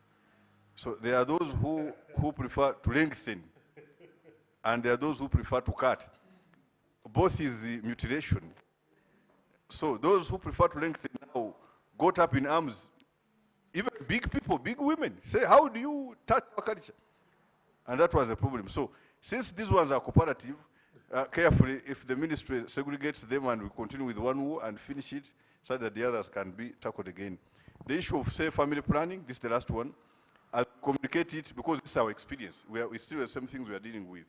As we communicate about family planning, some people get scared.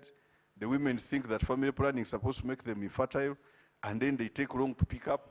Just for the ministry that as we do the communication, we do some segregation, especially given the sensitivities of the people about this. Otherwise, thank you and congratulations. This is a good effort we have made. I am happy with the report by Sarah. It's good, and I think we as politicians can pick up from there. Thank you very much. Thank you. Thank you very much, Honorable Gawa Abbas Mugisha. Those are interesting comments, and one of the things I'll go with... About her comment, I had forgotten to make a comment about it.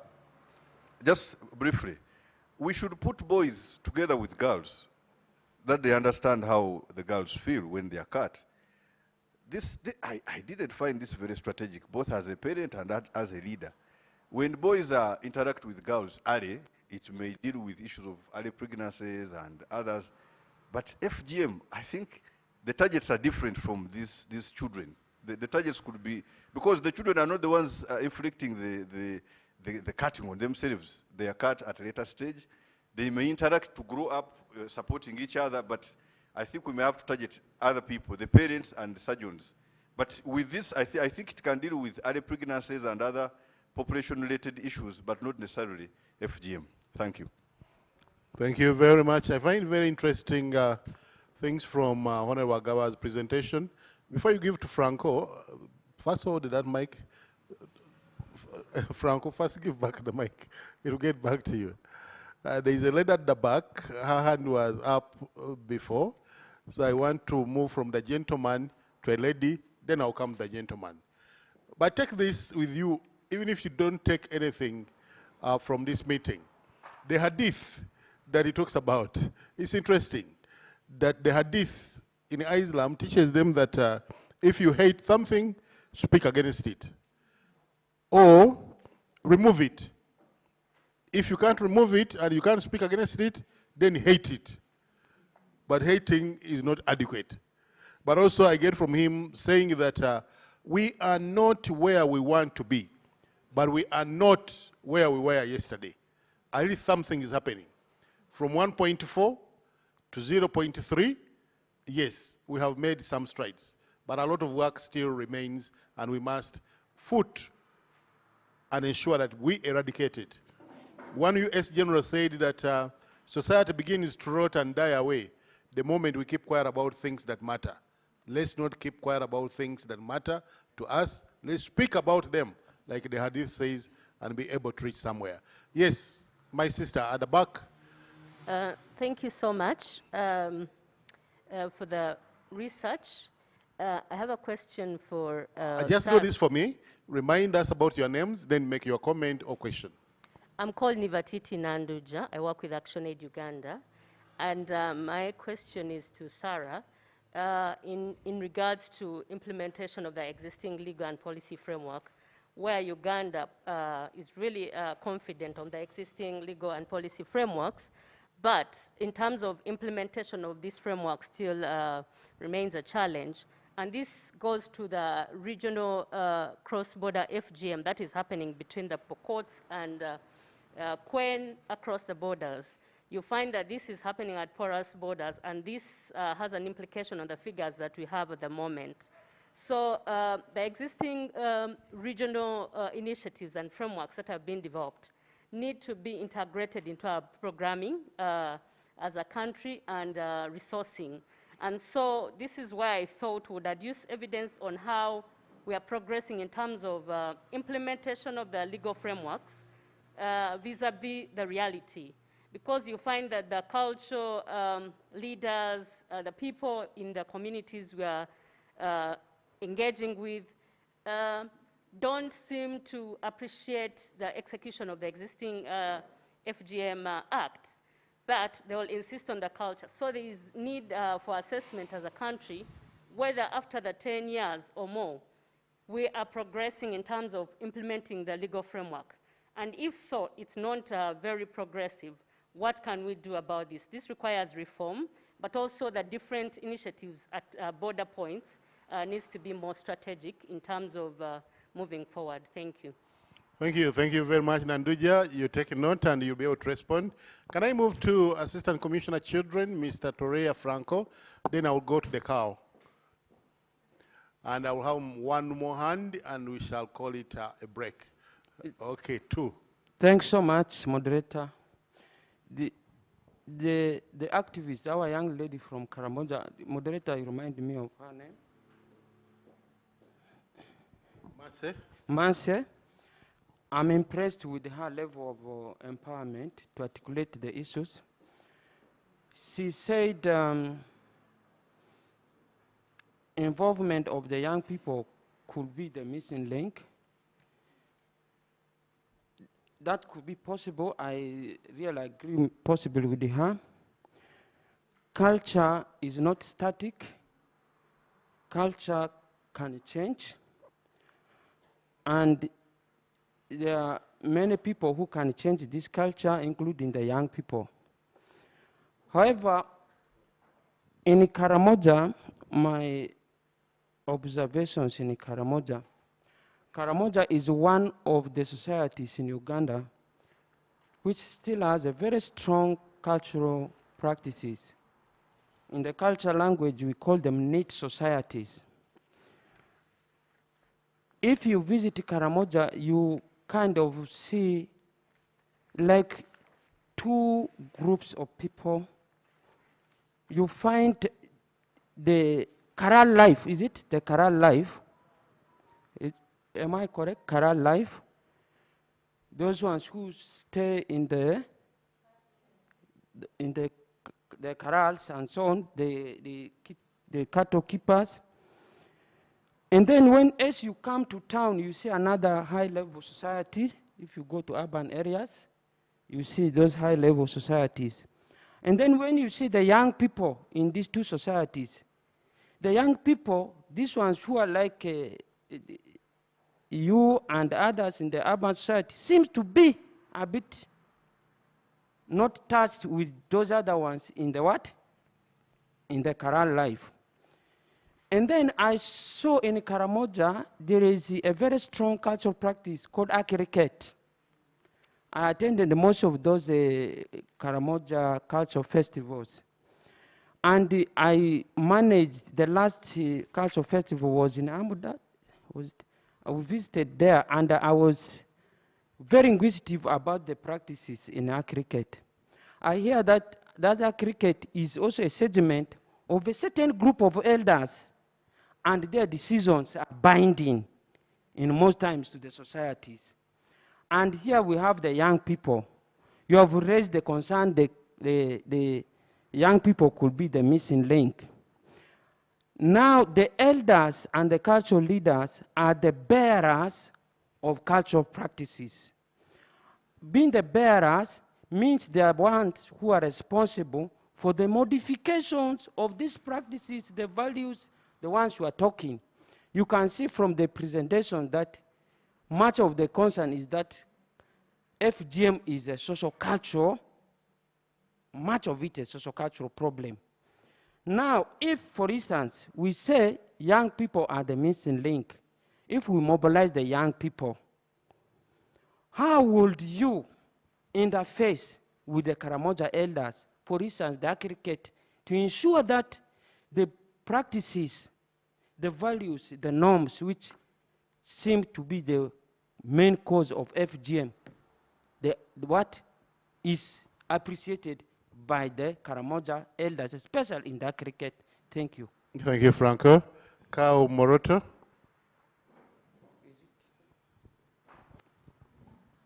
Then I'll have the two ladies here. Then I'll get back to, oh, the numbers are increasing. Okay. Yeah, thank you, moderator.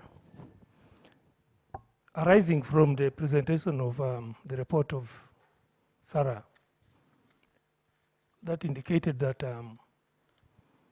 because of criminalizing this act, the practice has been driven underground. I think that tells us that something is being done, not as open as it used to be those days. And I want also to confirm that it is true that this practice is not open. You do it at your own risk. So if we could only think of emphasizing on enforcing the law, I think we shall move greater miles than what we have done now. Now, again, arising from Sarah's report, and as rightly put by the Assistant Commissioner, that most of the drivers are social cultural. If you look at things like a rite of passage, this does not benefit the lady, the victim, at all. If you look at the things like reduction of sexual urge, for example, the lady who is mutilated does not benefit at all. Look at things like, if you are mutilated, you deserve higher bride price. Who benefits from this? It is actually the parents and the elders. In my view, we should be focusing on what my sister there mentioned.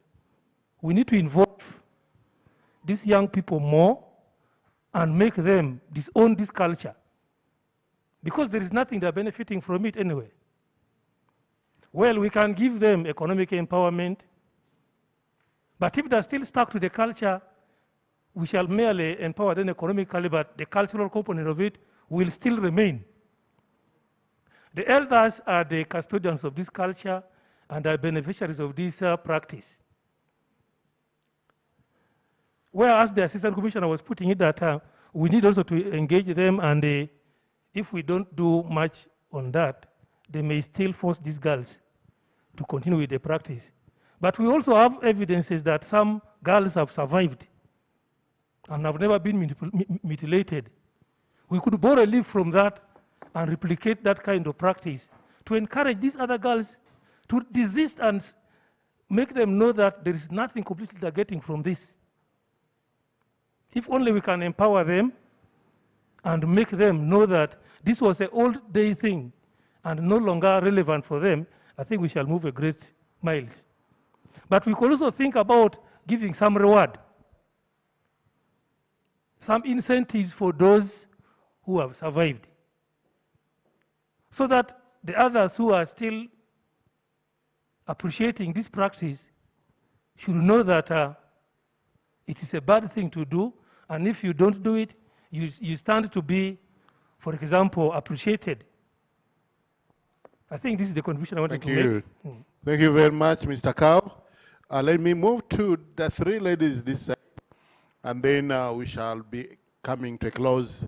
We are supposed to be getting off air in a few minutes. Start with the advisor from Ministry of Education, move to CID, and move to Karamoja. Thank you, moderator. And thank you, the presenters. I would only like to supplement on the different recommendations, because yes, we note that FGM is such an act that has led to most of our children dropping out of school and staying away completely. However, I listened in to most of the presentations, and we did not say much about the psychosocial support aspects, and I feel these people need psychosocial support, and in the process we could get some of them to be able to return to school, especially the young girls, because at the time the FGM is done, they are considered ready for marriage. So possibly we need to make use of the new sector guidelines from Ministry of Education and Sports to support re-entry of these young girls and child mothers into the school setting. I am also looking at the issue of strengthening the multi-sectoral approach, so that we have all the different sectors playing their role for us to be able to end FGM. I would really like to see Ministry of Health, Ministry of Internal and Foreign Affairs playing critical roles too, so that we are able to support the process of ending FGM. Then, because I feel it is everybody's responsibility. And then where my colleague said we needed to engage the young people, I think that is very right, especially for the boys, because then they become each other's keeper. So they are also able to report and protect the girls in case of any incidences of cutting. And possibly this can also help us to improve the reporting pathways in terms of protecting the girls and reducing on these acts of cutting. And finally, I would also like to say that possibly we need to use the positive messages so that the people who are practicing FGM do not see us as attacking their culture, but positively sending out positive messages for them to be able to change their attitude and mindset about the action. And of course, I don't know how well we can do this, but to motivate the cutters or the surgeons that have left this as a form of employment, and also look at the name and shame for those that are continuing with the act. Thank you. Thank you, Angela. Thank you so much. Name and shame, then rewards and sanctions. I'm